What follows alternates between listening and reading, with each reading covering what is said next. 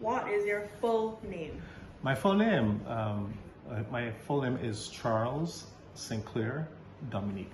But when I was baptized, my name was my two first names were my two Christian names were turned around.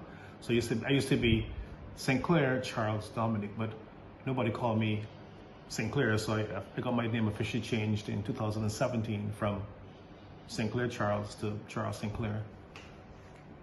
Where were you born and where did you grow up? I was born here in Barbados. I grew up in different places. I lived in Henry's Lane, which is not far from here. I lived in Westbury Road, and I lived in Maxwell, Christchurch, and then finally in Britain's Hill.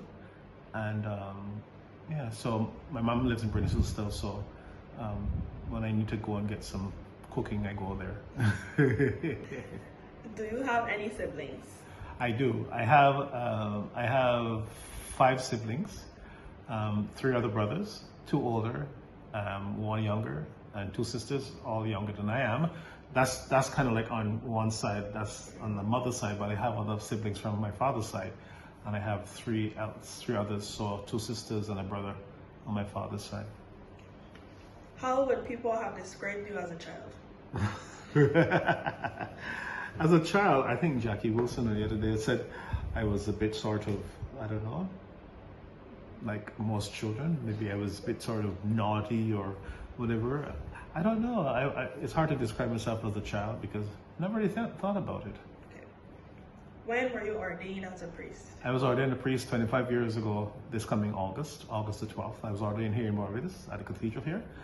And but I wasn't ordained for this diocese. I was ordained as a Dominican, but I left them in 2021 and became a member of the Diocese of Bridgetown. A process called incarnation. So I'm now a member of the diocese. When and how did you know you were called to become a priest? You know, my first thought was to become a priest. I actually wanted to be a deacon, married deacon, and I was 14 at the time, and so that's a while ago. And but then, you know, Father Paul and others, it kind of got me thinking otherwise. So that's how I ended up here. But it wasn't my first. It might have been my call, but it wasn't my first thought to live this kind of life. Okay. What inspires you about your vocation? My vocation, I think I like serving people. I like serving God. Some people may not think so, but I do.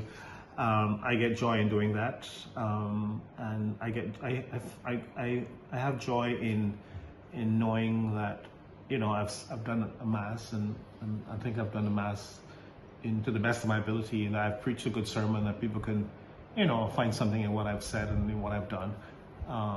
But I think in terms of the service to people, I think that's what gives me most joy. What is the greatest challenge of your vocation? Well, I don't know. People, I suppose. Yeah, people are always going to be a challenge because everybody wants something different from you. Everybody has ideas as to what a priest should be like. So sometimes when you say something, they're like, or even before you can say something, they'll say, but you're a priest, so you can't do this, you can't do that, you know. But I think it's just people, and sometimes the way people, sometimes they can be very, what's the word? Some can be encouraging and some can be very disheartening, you know. But I think people. Okay. What do you see as the greatest challenge facing the Catholic Church in Barbados today? That's not an easy question to answer right now. So we'll pass on that one, and maybe that's a discussion that maybe the church should have.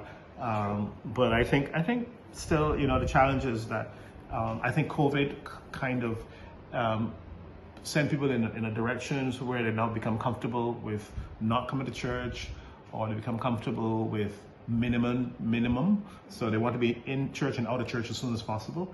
But I think as a whole, I think really, I don't know, maybe capturing or recapturing our identity as Catholics and as Christians, and just simply living as God has called us to live. Do you have any hobbies or pastimes? And if so, what are they? Hobbies. I don't know if I can call them hobbies. They're things I like to do. If I have to, I don't mind cooking a decent meal if I have to. I love music, but nobody will guess that I don't sing that much. I think music is probably one of my best attributes, and about singing, that is. I have a guitar. I already play it, and I sing. I don't sing except really in church. I like in my cooking. I like to do salads, and my salads have to look good enough before I can eat them.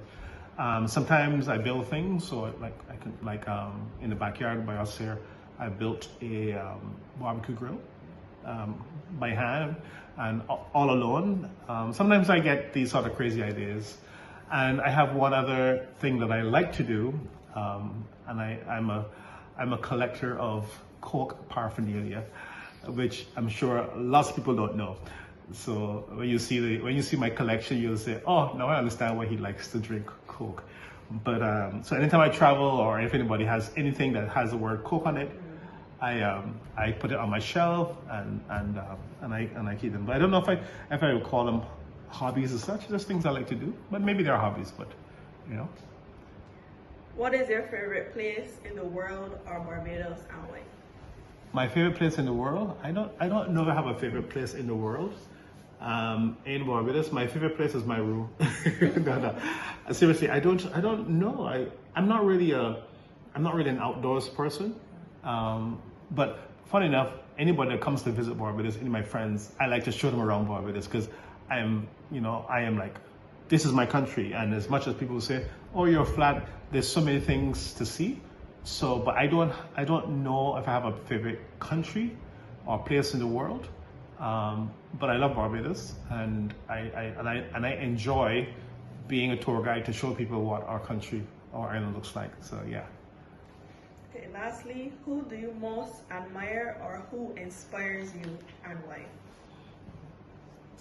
Well, I would say my mother inspires me, and I admire her because, she brought up 6 of us, and I can see how she worked hard.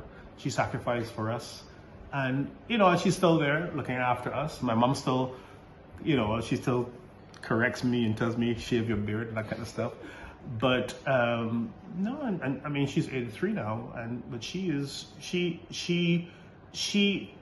doesn't allow her age or anything to prevent her. So she gets up and goes to the beach pretty much every morning. I live so close to the beach and I don't go, but so she inspires me, I think, a great deal, because of the amount of work that she put in to bring us up, the 6 of us, and she made sure we went to school. We had three meals a day, and even now, I mean, she still feeds me on a Sunday sometimes. So yeah, so there you go. Okay, thank you. You're welcome.